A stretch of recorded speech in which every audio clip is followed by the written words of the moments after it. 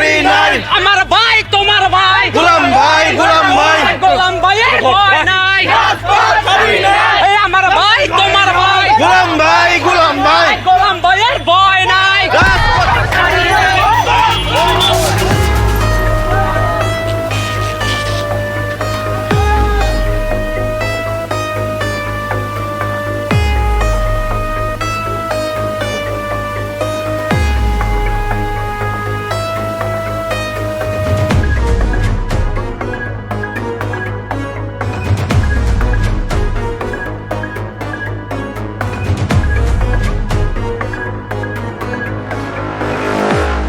এই কই থাকোস ঠিকানা কি স্যার পুরো ঢাকা শহরের তো আমি এই এডি হলো কাবুডু কপ এই নাম বলো স্যার আমার নাম মোহাম্মদ শাবজুল আলী, পিতা আফজল আলী মৃত, মাতা রোকেয়া বেগম মৃত, আমার বউয়ের নাম আফিয়া বেগম, গ্রাম ইটবাড়িয়া, থানা গলাচিপা, পটুয়াখালী, বরিশাল।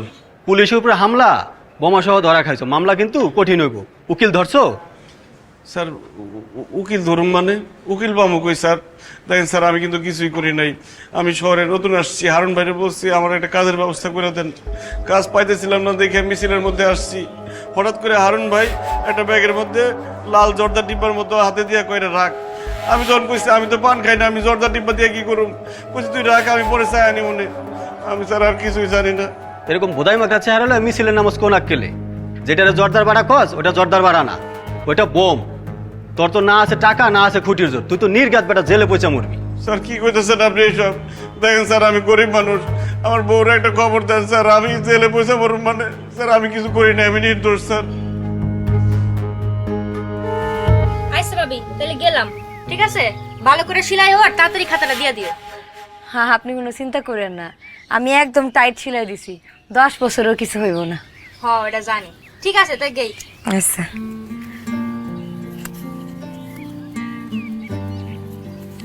ভাবি, ও ভাবি, ভাবি ঝামেলা হয়ে গেছে গা। কি ভাইজান?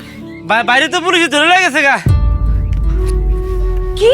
হ্যাঁ ওই যে মিছিল হইতেছিল তো, পরে ভাই মিছিল গেছিল, পরে মিছিল বোমা ফাটছে, বোমা ফাটার পরে ধুমাধাম হয়ে গেছে সবকিছু, পরে পুলিশ আয়া যারে পাইছে তারা ধরে লেগেছে, এর মধ্যে বাইরে ধরে লেগেছে।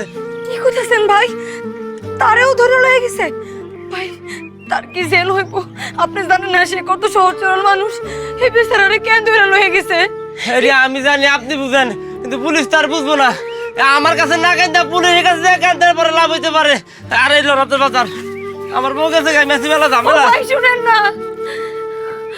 আল্লাহ তুমি তুমি আমার এরকম করলা কেন? এখন আমি কি করবো?